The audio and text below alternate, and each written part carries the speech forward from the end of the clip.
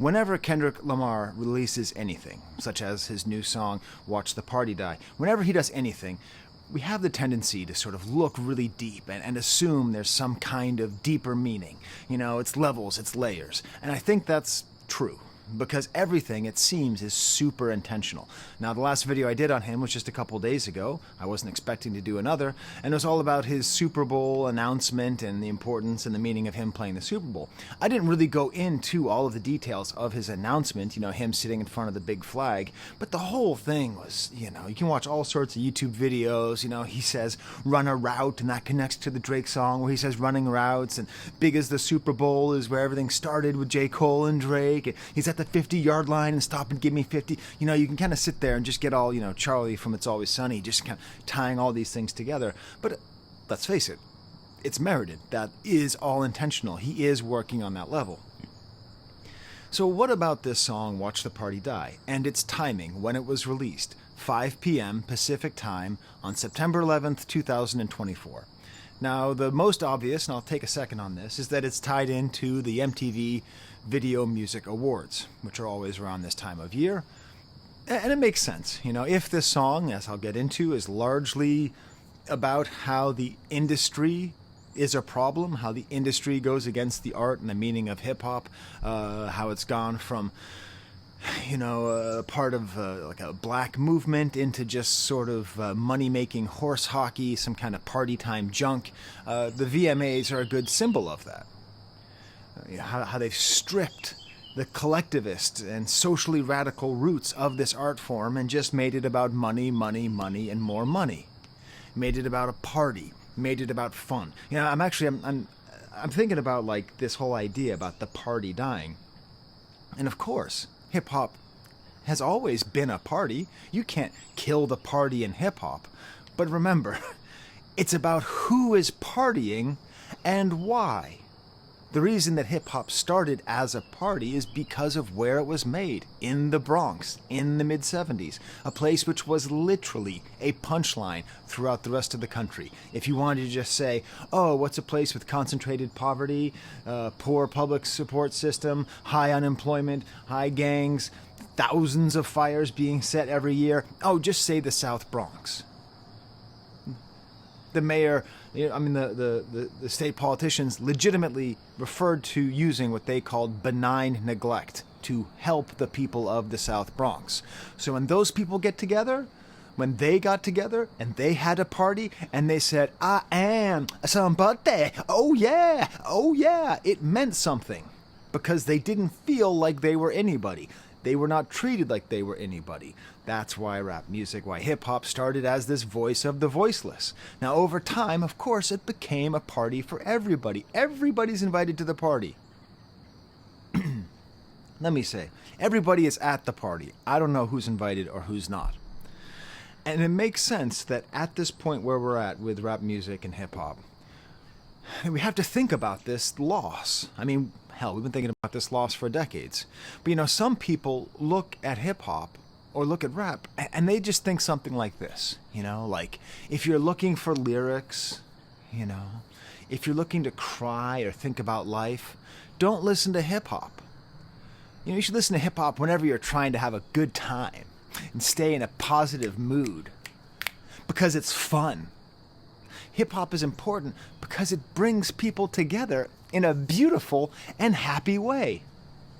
No, I'm not possessed. I was just quoting Post Malone. I'm not done with you by a damn sight, Post Malone. He's become my Drake. But listen, Post Malone. I went off on him last week in a video, one of my negative videos. I don't do a lot of them, but I thought it was important. And I went off on him as a symbol of not just being a culture vulture, but as someone who uses hip-hop and doesn't understand what it actually is. Because he says you can't use it to cry, because it expresses things that are outside of his own lived experience, he therefore invalidates it and just says that it's an art form to have fun. What is he saying? He is saying it is to party.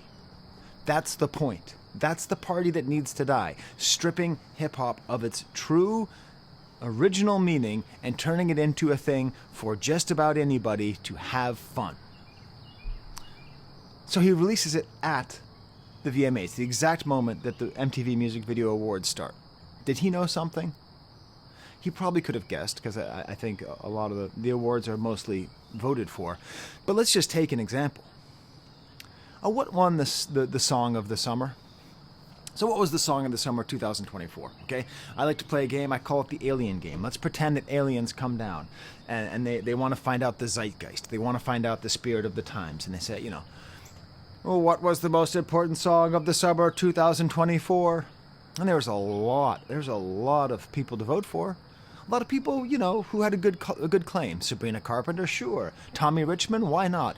Chappell Roan, well, I'm kind of surprised Chappell didn't win. And of course you have Brat. And they even included the song Like That with Kendrick, Metro Boomin and Future.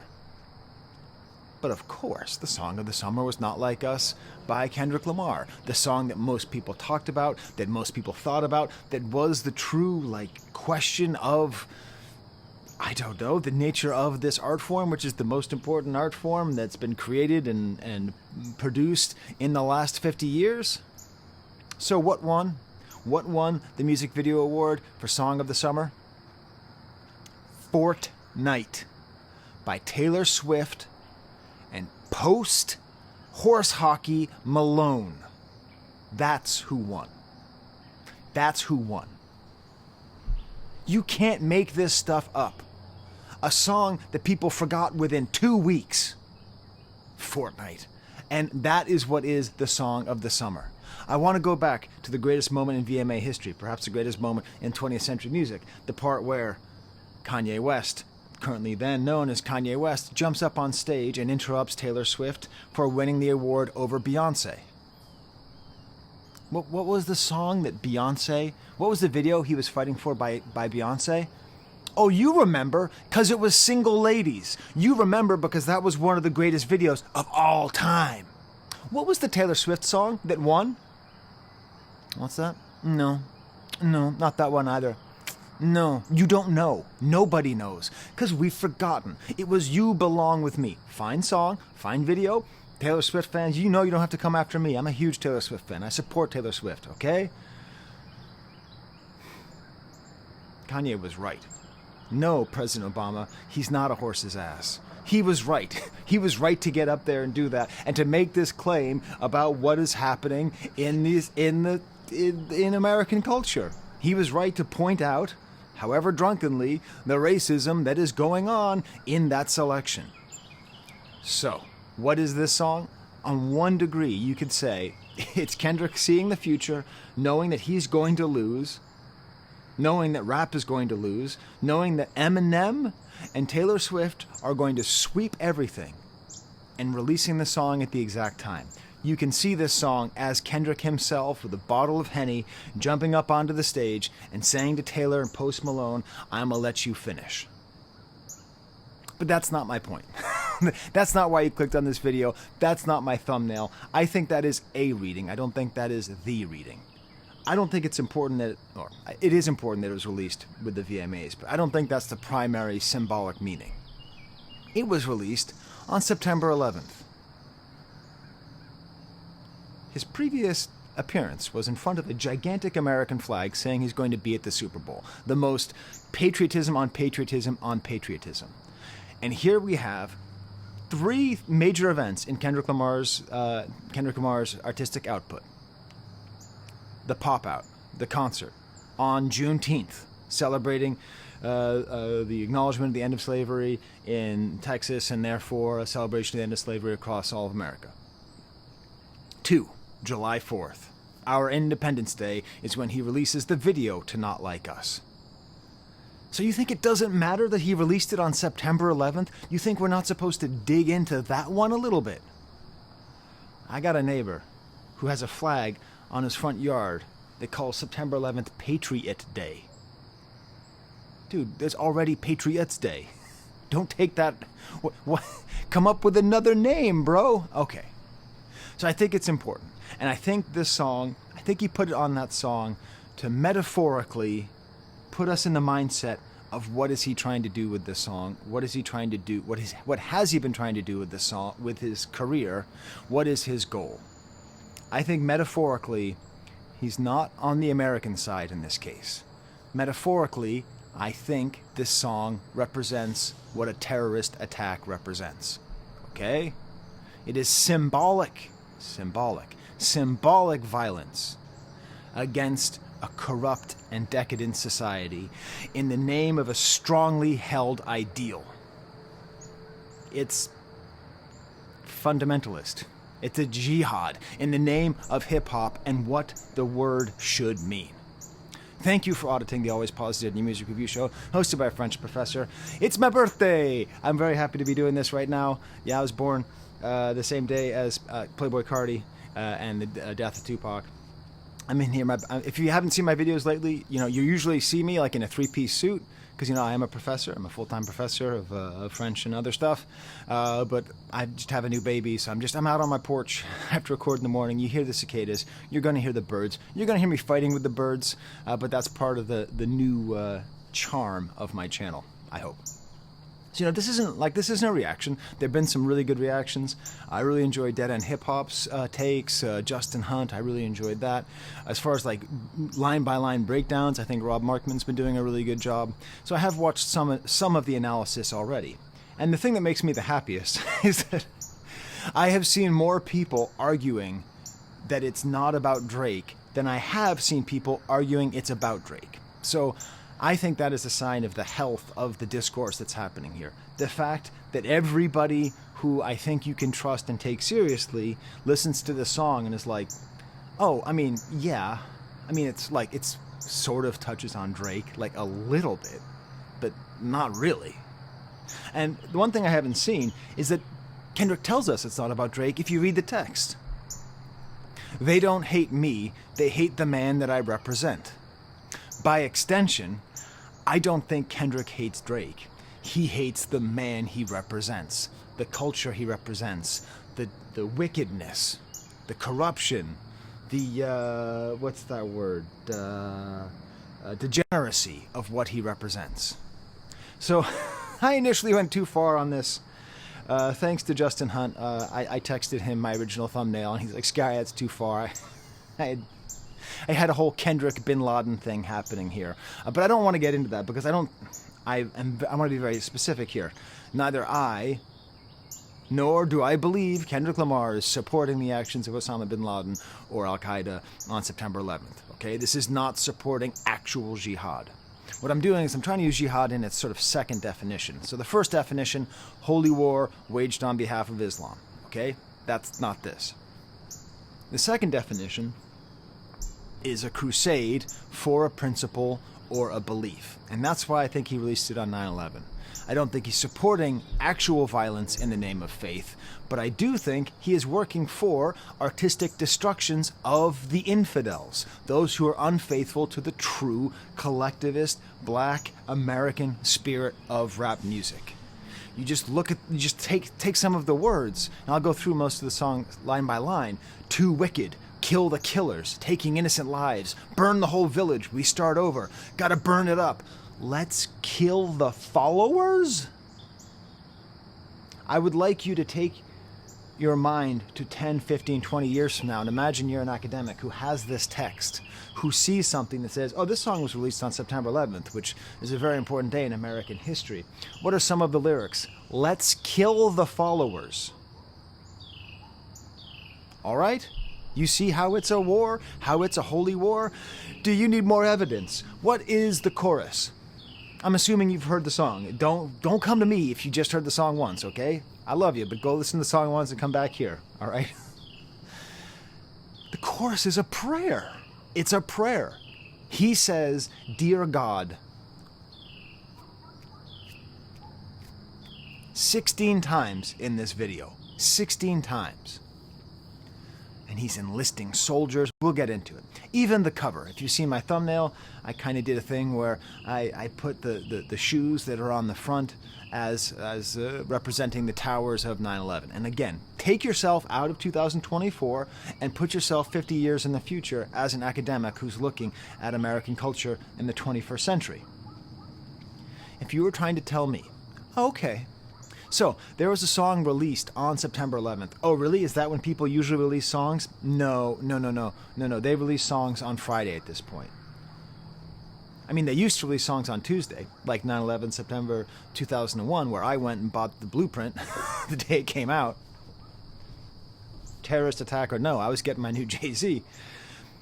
So you know, September 11th is not a day to release not a day to release songs, not a day to release albums. So the song is released on September 11th, and on the cover are two identical, monochromatic, rectangular, vertically presented objects. It's as clear as day to me. Okay, it'd be one thing if the shoes were super shiny and all that. No, monochromatic. It'd be one thing if they were on their side. No, they're vertical. Okay? Now listen, I understand there's more meanings to black Air Force Ones.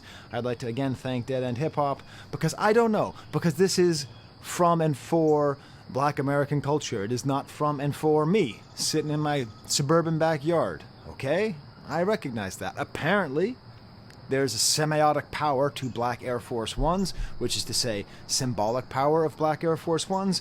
They are seen as being like the shoes that you wear when you're up to no good. The shoes that you wear when you're like trying to be sort of like sneaky or down and dirty, and certainly the shoes themselves are all kind of beat up. So this communicates to the people to whom he is trying to communicate a very specific thing. These are not clean, nice sneakers. They're beat up. And as some people said, you know, that... I think that was in Rob Markman's analysis, you know, saying that he's indicating that he's in his villain mode. And again, I don't think he's being a villain. I think he's being an anti-hero. An anti-hero. All terrorists are, to some extent, anti-heroes. Okay? Sometimes a lot more anti than heroes, but they are doing terrible things in the name of an ideal. Okay? That makes them somewhat heroic, even if their actual actions are terrible, terrible, terrible, terrible, and they deserve to be rotting in hell at the bottom of the ocean. Okay? And also, just not for nothing, the President of the United States was basically the only person flying on September 11th. I remember. Okay? I wasn't on one of those airplanes, but I took that flight recently, and my then girlfriend took that flight about a week before September 11th. Took the actual flight that hit the towers, right? Because I lived in Boston, and I moved to the Bay Area, right? Anyways, but the only plane that was flying on September 11th was George Bush's plane. What do you call the president's airplane? No idea. It's Air Force One. But let's scale back here. Let's not go too far. Let's not go too crazy with my jihad theory. Because really what it is, it ties into deeper things. Now, there's a term you might have seen before. I might title the video this. I can't tell. I can't tell if when I title my stuff snooty, smarty pants stuff, if people like it more or less.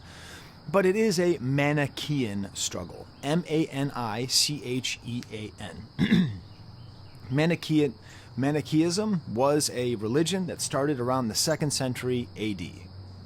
Started in Iran, based on the teachings and thoughts of a man named Mani, M-A-N-I.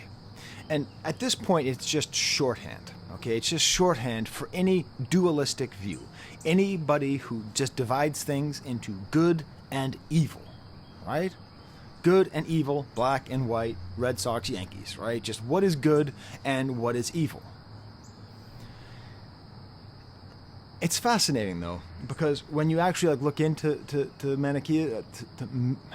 Manichaeism, is that the way that they see it, it's not so much like good and evil up in the sky fighting, but there's an actual battleground.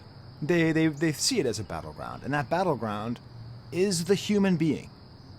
And that's what I think this is about. This is about the body of hip-hop itself, having this internal struggle. And you listen to All the Hearts, parts 1 through 5, you understand that Kendrick is obsessed with the soul, with the good and evil fight that's happening within the body of rap and hip-hop. So who is the good in this little drama? Well, it's Kendrick's side. It's rap as an expression of and for foundational black Americans, American descendants of slavery. Whichever one of those terms you prefer to use, I'm not going to weigh into that battle. The last person on earth you want weighing into that battle, some dude in his bathrobe in the suburbs. But the basic idea that it represents these people who come from this part of American history, this part of African history, these people who have been in this country for a long time and been through a lot and created a lot of amazing cultural expression from their life experience. And over time, like all other human beings, no matter what they look like, no matter what their experience is, all human beings have a desire to be creative, have a desire to express their joys, their struggles, their passions, all those things. It happens to be that rap music is a way that people who have that lived experience express themselves. It was collectivist. It was about the we, not about the me. It was about what is right. It was not just about what is popular and what makes money, but about what is right for the people. So then what's the evil? If that's the good, well, it is, for lack of a better term, Drake's side. But again, it's not hating him, it's hating the man he represents. It's hating the evil he represents. Rap as just a popular commodity. It's just being used to sell to a largely white audience. Again, most people who buy hip-hop are white, but that's because white people are a statistical majority, okay? Most people who buy hip-hop in Asia are Asian, okay? It's a statistical situation here, okay? And what it is that this kind of evil side, what ends up happening is people who make rap to sell to people who just see it as a commodity, just as a fun thing, make it so that it represents what they want to hear. And in that way, it has become very individualist, not collectivist. It's sort of a part of this late-stage hyper-capitalist society, this dog-eat-dog society that supports the wealth gap, that is sort of fundamentally against the poor and the downtrodden, against the communities from whence it came. Kendrick Lamar has a song called Ronald Reagan Era. It is very important, or maybe it's a subtitle, I think it's the name of the song, that he understands, even though he was born 10 years after I was, 1987, he understands that the world that he lives in, the world that he grew up in, the world that scarred him, was largely created or built or formed by the philosophy of and the presidency of Ronald Reagan, who believed in this individualist spirit, who believed in the wealth gap, who believed in ending social services, who believed that poor people were just bad people, that if they were good people, they would not be poor. And if you think that sounds crazy, that's actually how a good portion of the American population thinks on some level, if not explicitly, then implicitly in how they vote and what they think. This kind of thinking is what helped to create hip-hop in opposition to the Ronald Reagan ethos. But over time, the Ronald Reagan ethos has taken over hip-hop. It now is a collaborationist movement in union with Ronald Reagan's theories, with trickle-down economics, with the Great Wealth Gap, with if you are poor, then you are just weak. And that, I think, in my interpretation, is what Kendrick Lamar is fighting. The good and the evil. So let's go to the text. Let's go to the lyrics. I'm not going to go every line, but I'm going to go most of the lines. If you like what you see, smash like bucket. Subscribe. I have a lot of people in my... I usually do live streams, like, you know, where I watch along with you. I usually drop them at noon. So if you're watching, awesome. Make sure you throw a like on the actual video, not just in the little chat there, okay? Jeez, man, I'm begging. Oh, you buy my mug, too. It's a cool mug. I got other merch, too. Okay. Let's go to the... Oh, yeah, and I do advertisements. Don't gamble on sports, y'all. Don't do it. Just don't do it, please. Please. Don't gamble on sports. It's bad news. It's a class war, actually, on you. So don't do it. Okay. Before I even get to the lyrics, let's talk about the beat. Now, it's early. The song came out 2 days ago. I haven't seen any definitive explanation of who made this beat. I've seen, like, everybody, like, oh, it's Antonov, it's Pasquet, it's Soundwave. And basically, I've seen everybody except for Swizz Beatz being listed as a producer on this song, which I like, because it matters. But what really matters is just what a great beat this is. I figured out how to play the song on guitar, or at least just the root notes. It's got this kind of breezy, almost kind of samba feel. What's wild is the drums are really gentle, and for the most part, the percussion is the sound, I believe, the sound of a guitar pickup with heavy reverb that is just sort of strummed on a muted note. It's, wow, it just gets you in this whole groove. It's almost like easy listening. It's I don't have my videos, so this is the first video I've ever watched. Easy listening. Any bands out there, you can take that as a name for your band. I give you permission. It's almost easy listening. It's almost elevator music, but it's not. It's just so killer. And I don't know. Time will tell. I don't think this is a sample. I think this is live instrumentation. This has that feeling. This has the level of care and precision that I heard on To Pimp a Butterfly. Okay? This is not to me like, I don't know, 616 in LA or any of the other songs from the Rap Beef, which felt like they were kind of put together really well, but very quickly. This feels da da da da. People are saying it's like not a banger. Okay, it's not a beat. It's not like us, but you don't have the song stuck in your head? Da da da da da da. Beautiful. All right, so let's start with the first line. I think it's time to watch the party die.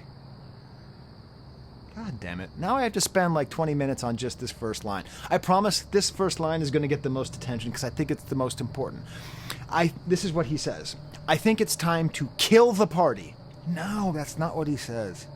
I think it's time that the party dies. No, that's not exactly what he says. I think it's time to help the party die. No, you get the point. What word does he use? He uses watch. What is it when you watch something? What are you doing right now? For my students who actually take my classes, I grade them on their notebooks because I know it's too easy to be a passive learner. You need to be an active learner. You need to be writing these things down because we're being trained to be passive learners, by Brain Pop and by YouTube, right? Boink, boink. Little nostalgia hit for you youngins out there. We're being trained to be passive. I think it's time to watch the party die is a passive statement. This is the great sort of contradiction in my own interpretation because I'm calling this guy Osama bin Lamar, Kendrick bin Laden, which is, obviously the actions of Al-Qaeda were extremely, extremely active. But this isn't that, actually. It's about watching a party die. It's not about doing it. And that's where things get even more interesting, because I do think the song is of two minds. I think on one hand, Kendrick wants to kill what Drake represents. Not Drake, he wants to kill what Drake represents. On the other hand, I think he is seeing and saying that what Drake represents is already dead. Haven't you been feeling it? What's happening to hip-hop? Why isn't it on the Billboard charts? Why aren't there more big stars? Is it that they're all dead or all dying or they're all growing old? What is it? What's happening to rap music? Why isn't it number one anymore? Is it dying? Drake's been trying to make hits. He can't make hits. Is it changing? I think it's been a party. It's been a party since rap took over. It's been fun. We've had some songs. We've had some fun. We've had an amazing moment where the most influential artistic movement on planet Earth was this goofy thing created by a bunch of dudes in the worst place in America. Or not the worst place in America, the most tragically mistreated place in America. But it's done. I think that's what the song is saying. That whole discourse that we're having about, is rap dead in the charts? I think he's saying it is. And what's more, good. Let's think about the possibilities right now, can we? Can we think about the possibilities? Instead of saying, oh no, is rap dying? We can say, oh sweet, rap is dying. It's turning into something better. It might be less culturally dominant, but it might end up being more culturally authentic. Kendrick might already be winning. We might already be headed to this new promised land where rap music is popular enough to be made, is still culturally relevant, is still the voice of the voiceless across the the world, and especially in the United States of America, but it does not have to be watered down. It does not have to be up front and center. Listen, I just for fun, I looked at the last rap videos I've done on this channel, okay? The last rap video I did was on LL Cool J, all right? Yeah, I bought the LL Cool J vinyl. You know why? Because I wanted a signed picture of LL Cool J. And you know what I got? I got this. I'm a little embarrassed because it's kind of like a glamour photo. So I don't know if I'm actually going to hang that up. Anyways, professors love Cool James. This album, if you haven't heard it, this is indication that the party's over, folks. Jiggling, baby. He's not jiggling, baby. This is a militant rap album. This is a militant, pro-black, anti-police rap album from Mr. Hollywood, LL Cool J. All produced by Q-Tip. Q-Tip, why did I say it like that? Produced by Q-Tip. The album before that was an underground album by Ka. Amazing about the relationship between Christianity and its relationship to Black America. Frankly, that's some of my best work. Check it out. Before that was Doechii. Insanely quality, insanely smart, simultaneously fun and intelligent, and even militant and feminist. Before that was Mavi. Oh my God, have you heard that Mavi album all about the internal struggle? And then before that was my coverage of 100 Gigs by Drake. So that means that, and just randomly, you know, this is selection bias because I tend to listen to rap music that I can talk about that's interesting. So I'm not going to, review, Little Squiggly's new song, Slimin' and Trappin'. But like, still, that's meaningful to me. That I think that there's a real chance that this shift that Kendrick Lamar is helping, that he is pushing and has been pushing, but is already underway. You know who else I need to thank? Thank you, Post Malone. You made our point for us.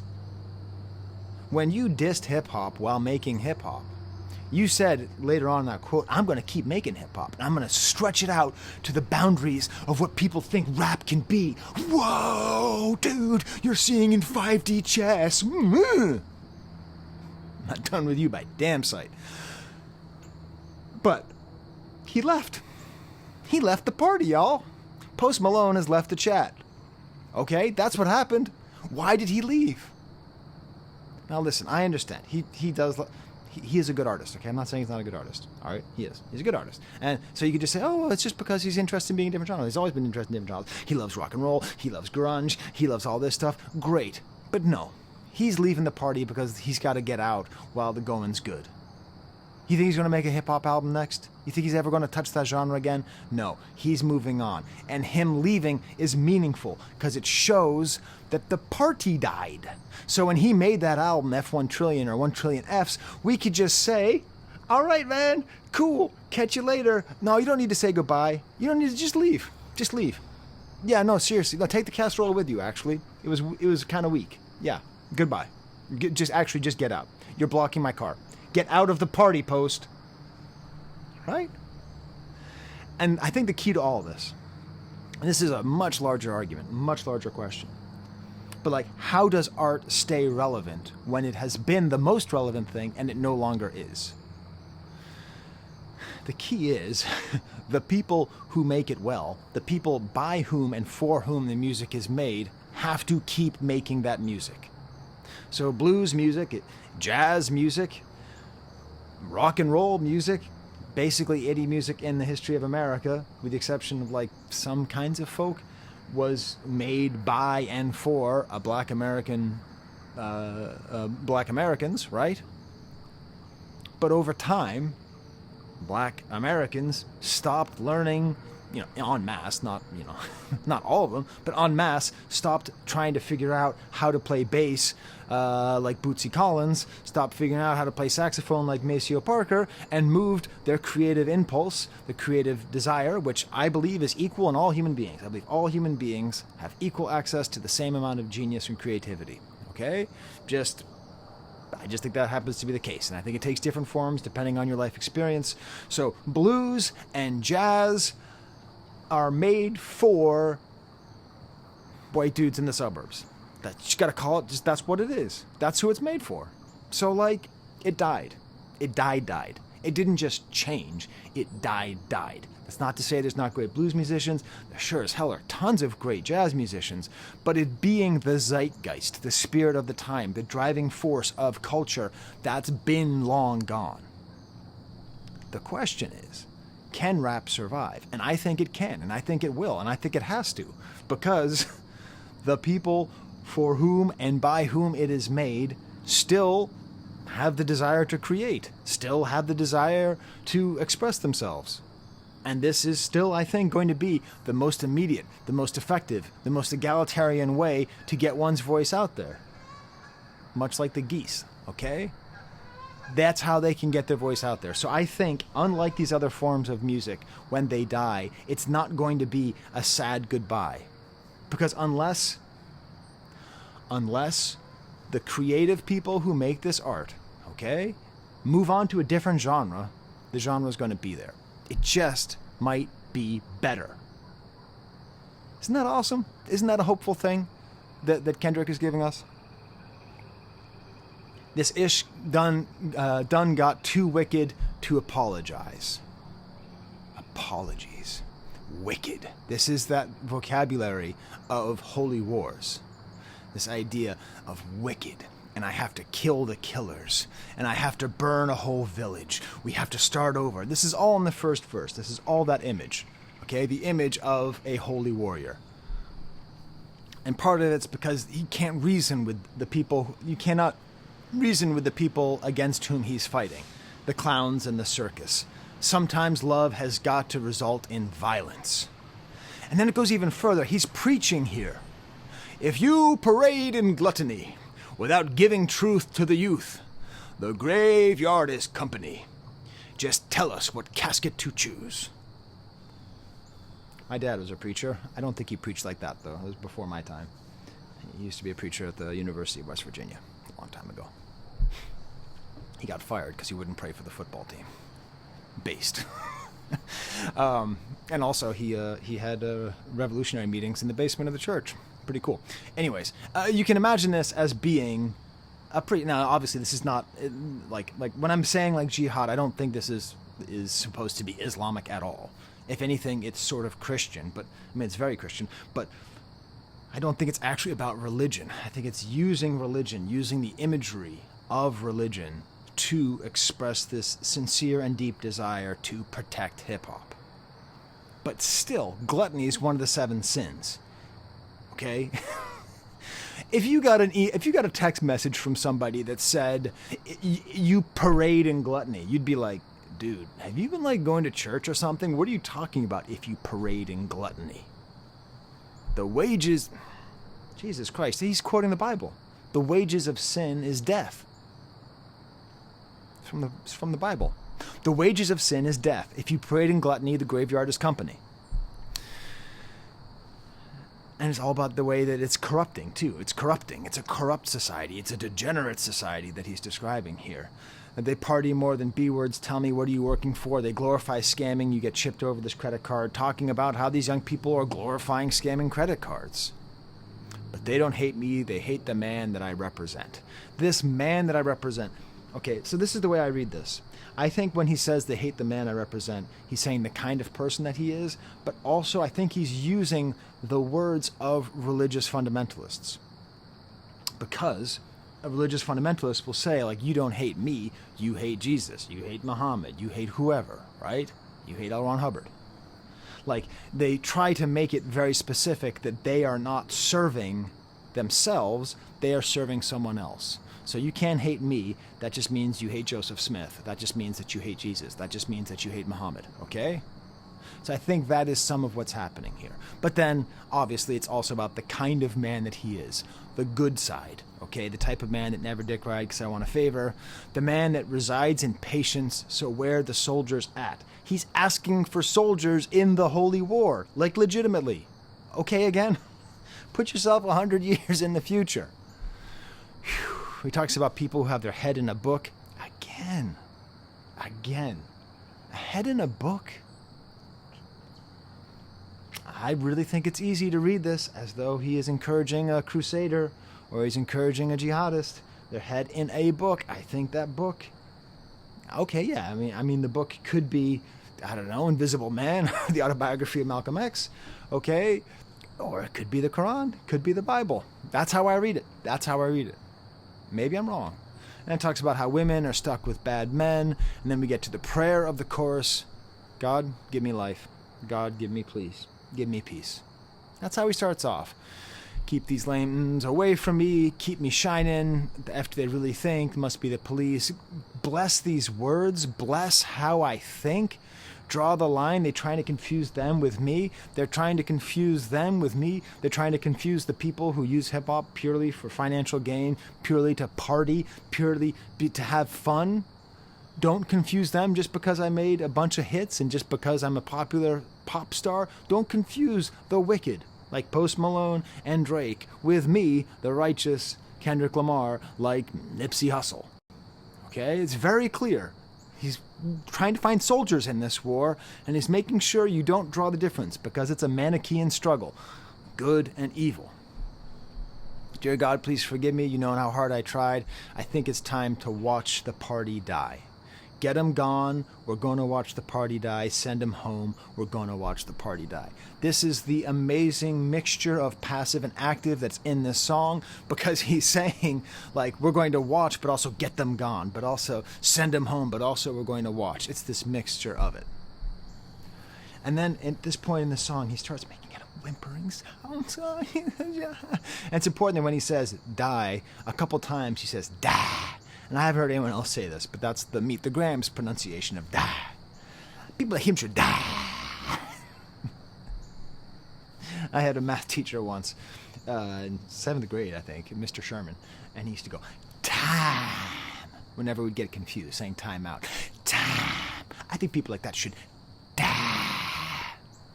The strings come on before the second verse, the drums drop out. Whoever it is that's producing this is producing it super well. I think it's time to watch the party die. Streetins and the corporate guys, the rappers that report the lies. Street and corporate, understanding that there's a whole superstructure. Sorry, I have a little basketball net. I just hit it. Whee! There's an entire superstructure and system put into this whole party. This party, which is hurting the people that are making the music for the party, for the most part, that are hurting the people who created the party and made the party space, the street and the corporate guys. All of them have to go. I need they families mortified. The violence of his speech. We can do life without him. Get they bodies organized. He's actually talking about stacking bodies. Okay? This is, just because he's whispering doesn't mean he's not shouting. All right? Get the bodies organized. Get the bodies organized. Need the families motorized. Let the party die. Let the party die. Watch the party die. All right? It could be that. Don't clip me. Do clip me. That was great. Was that great? You can tell me in the comments. Whew, that felt great. Dirty Mac and B words because your spirit is insecure, the flashy with nasty decisions, using money as a backbone. It's religious, okay? You need to have real moral courage. And when you replace real moral courage of the good with the insecure, fake moral courage of the world, of worldliness, of money, it just will die. I want his head cracked before he's back home. I want his head cracked before he's home. And then those other sounds come back in, the low bass sounds, the radio personality pushing propaganda for salary. Now, okay, it is possible that he's talking about one of my ops, academics. He did watch my video on a live stream, and he said some bad things about me. If you want to see my reaction to that, you have to go to my Patreon. I put it there because I don't actually want beef. I don't love DJ Academics, but I'm just being a goofball. I don't really care. But I don't think it's actually just academics. I think this applies to everybody who is pushing propaganda for a salary. People who are pushing the propaganda, they are pushing the evil lies about our culture and about our life and about what is good and true in the name of their false god of money. Let me know when they turn up as a casualty. I want agony. Assault and battery. I want agony. Assault and battery. Very, very, very, very violent. Very, very visceral. But this is the best part. Sorry, I've also got my bird feeder there. The birds are starting to wake up. I'll put that there. Maybe you'll get to see some birds if they're brave enough. What I love is that after all this violence and death and murder, he explains why he's fighting, everybody. What does he want? He wants a new earth filled with beautiful people making humanity work. That's the point, everybody. He's not just saying burn it to the ground. He's saying burn it to the ground and return it to what it was, which was filled with beautiful people making humanity work. Humanity. That's the key. That's why. That's why. Even though I acknowledge that I'm a tourist in hip-hop culture, even though I acknowledge that I am not a black American and that this culture is outside of me, I am a human being. And as a human being, I enjoy the creation of all humanity. And that's what I try to find. That's why I study the music that I study. That's why it's important that when you go to colleges, you study humanities, not just how to be a police officer or a nurse or something. You need to understand humanity, because that's what's so amazing about human beings is we're capable of these things. We're capable of making transcendent, beautiful art that can touch the divine. That's what we're capable of doing. Tupac did it. Kendrick does it. But the people who did it, where are they? Are they still doing it? That's why LL Cool J is so fascinating, because he's sort of like one of like the first real pop rappers who sort of made that shift, made that transition. But at the same time, he shows, he's going back to what makes humanity work. He is describing the heaven. This is the heaven filled with all the great milk and honey you could possibly imagine.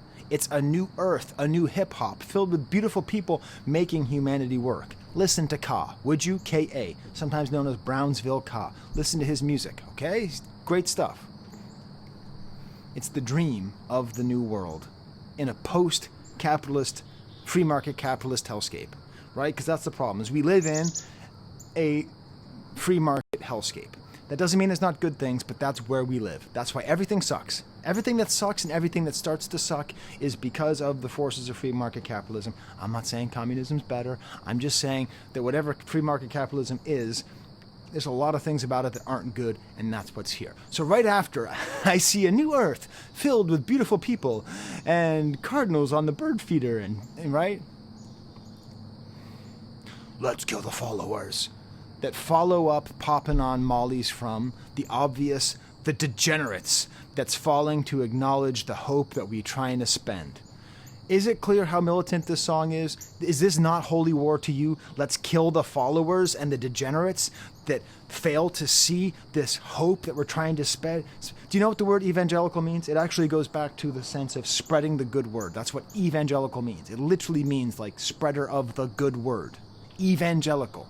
He is an evangelist in the name of hip-hop and talking about killing the degenerates in the name of this hope that we are trying to spread. It is terrorism, everybody. A terrorist who you agree with is called a freedom fighter, all right? It's just the way things are. It's an old joke about Star Wars, right? They're terrorists. They're not rebels. If I'm not his vote, then you need to bring his effing head. I'll film that ish in high res. Here he's moved from Al-Qaeda to ISIS, okay? He's talking about beheading somebody. He's talking about beheading somebody and filming it in high res, much like ISIS filmed people getting beheaded. Wild stuff. Then the chorus comes back. Again, his prayer. Sorry, my throat hurts from doing all the Kendrick Lamar as death metal songs. And then the third verse, again, the drums kind of cut out, and he's doing his more kind of closed mouth rap, Like, no one has mouth control like Kendrick Lamar. He really knows how to use the full range of, like, mouth open, mouth closed, whatever. And this is where it gets explicitly religious. Now, obviously, it's not explicitly Muslim, right? Because I don't think this is actually about jihad. I think this is about a holy war, and holy war can be in the name of anything, okay? I could do a holy war in the name of Team Instinct in Pokemon Go. Okay, like you can have a holy war on behalf of anything you really believe in. I mean, that's a really bad example though, because no one really cares about that. You know what I'm saying though. Sometimes I wonder what Lecrae would do. F these n's up or show them just what prayer do. So Lecrae is a Christian rapper, somebody who believes in something, somebody who raps about what he believes, and instead of talking about what would Meek Mill do, or instead of, what would Pac do, it's a question of what would a religiously true and honest rapper say. He follows that up with a reference to D1. Hey everybody, I'm not going to front. I've never heard a goddamn second of Lecrae or D1. If that disqualifies me from the conversation, cool, that's fine with me. I'm just saying, I don't listen to Christian rap. I've never heard Christian rap except for Kanye. Why? Well, because it's not the kind of stuff I want to listen to. But now I want to. I want to hear it. I want to hear Lecrae because of this shout out, but also because of this concept of like, yeah, actually, maybe Christian rap is a way to get ourselves out of the miasma, out of the quagmire of materialist party rap. Maybe that's the way out, is by following somebody who has, because anybody who's a real Christian is inherently collectivist, is inherently for the weak and the poor, right? Any Christian who does not actively fight to help the poor hates Jesus, okay? I'm sorry, I'm speaking rather radically, but that's just, got to read the text, people. I want to be empathetic, my heart like D1, but I would. And then, maybe the most important lyric of the song follows the word would. This is what he says. But I would.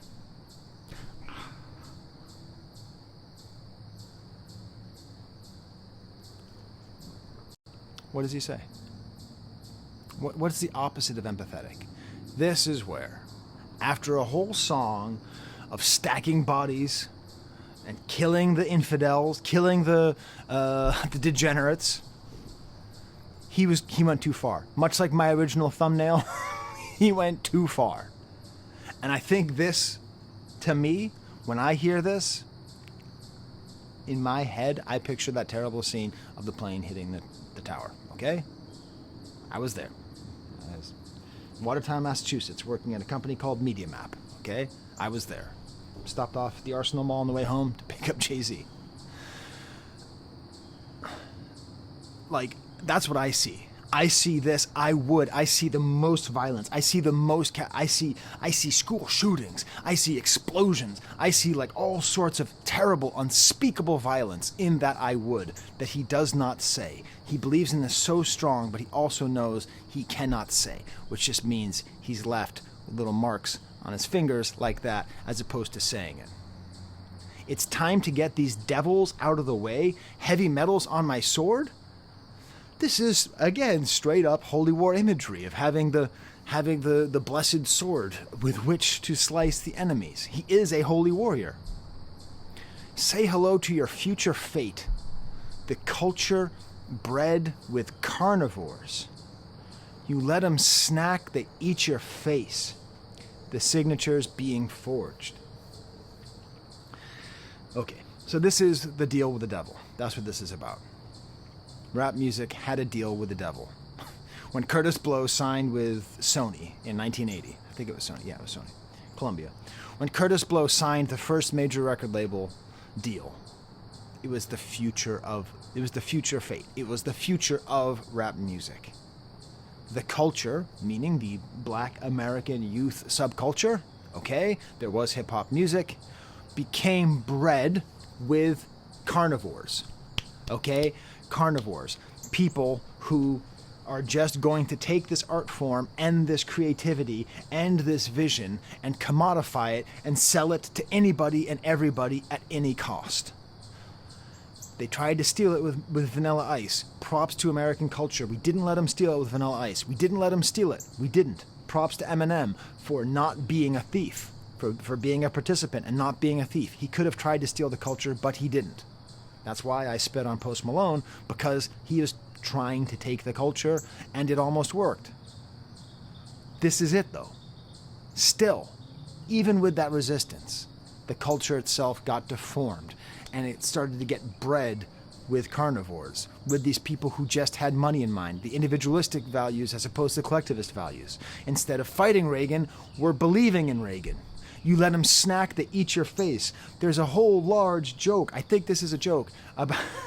It's a British political joke about a political party called the Leopards Eat My Face Party, and the joke is when I voted for the, someone votes for the Leopards Eat My Face Party, and then when they get put into power, a leopard ate their face, and they say, well, when I voted for them, I never thought a leopard would eat my face. That's the whole point. That's how this all works. So you let them snack, they eat your face.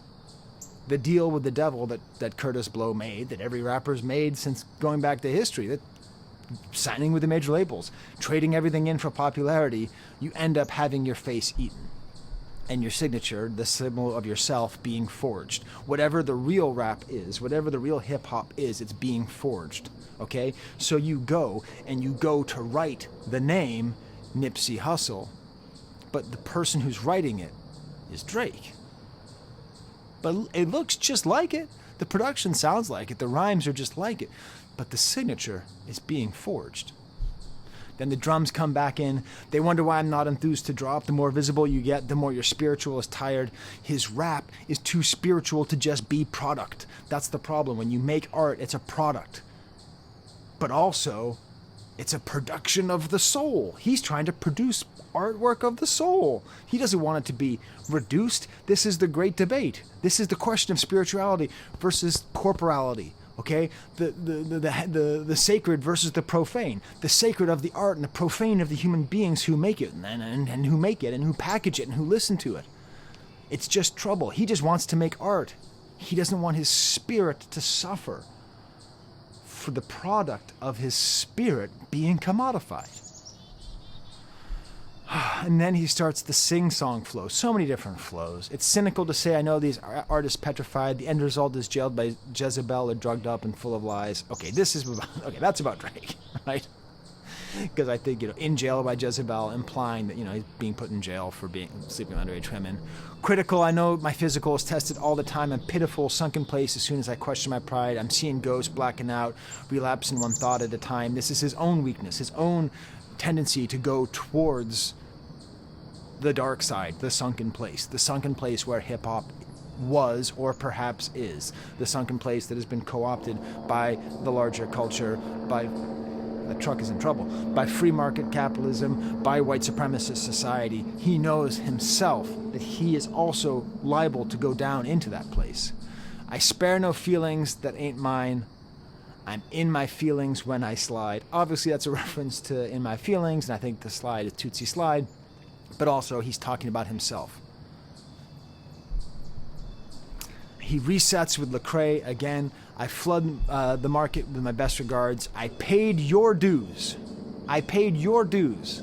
He paid the dues of other rappers. Fascinating idea. And so it's up. I'm sorry, there's some kind of very weird chunk back there. And so it's up. If you ain't one of ours, it's bad news.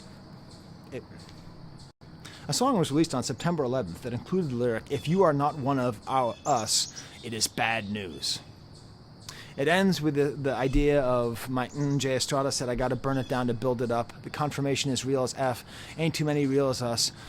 Locking into what I trust, looking outside. The kids live tomorrow, 'cause today the party just died. The kids live tomorrow. We did it. We did it, Joe. The kids live tomorrow because the party just died. He didn't kill it, but he was part of what killed it. You killed it. Your friends killed it. The fact that hip-hop is falling out of favor with Billboard, with the top charts, means that the kids can live. It's actually hope. It's good, actually, if rap falls off.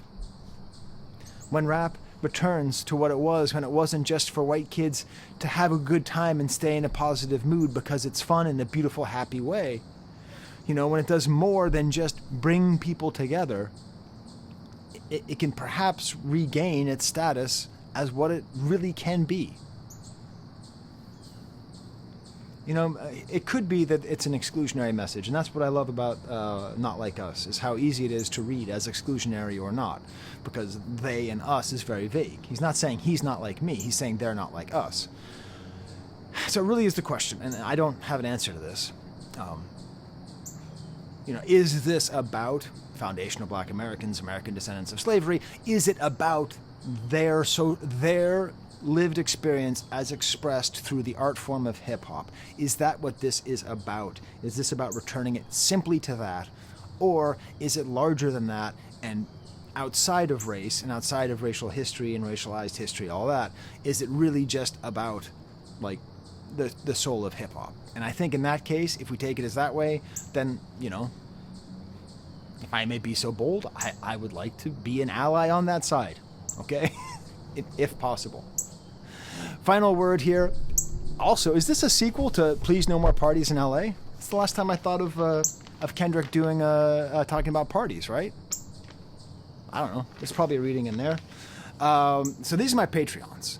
And I did a thing where I do a thing quite often where I say, if you want a shout out, I'll give you a shout out. Now, they helped me to buy music, like that LL Cool J album you saw, and diapers. Because, man, I'm using a lot of diapers these days. I need to get that Pampers sponsorship, but they don't do sponsorship. I'm sure if there was like a subscription service, I could maybe get it. Anyways. So I asked them if they would like shout outs. And I got 19 people who said they wanted a shout out on this video. So here I go. Hobie1, Nupt, Carsick, T. Verga, Paolo Mazia, Abstract Pop, Andrew Thompson, Harlan T, Sam Mahler, Mary, Hayden B, Torrid Weiss, OG Nick Marsh, Zach, Fadlan Sheik, Sean McClag, Maya Weberin, and Arvin Mendoza. All right. Thank you all for watching. I've had a great time doing this. This is an awesome way to start my birthday. Have you been watching the sun come in? Like, this is sunrise right here. The sun's coming in. It's beautiful. The birds are here. It's the peace in the world. All right. Till next time, there's the camera.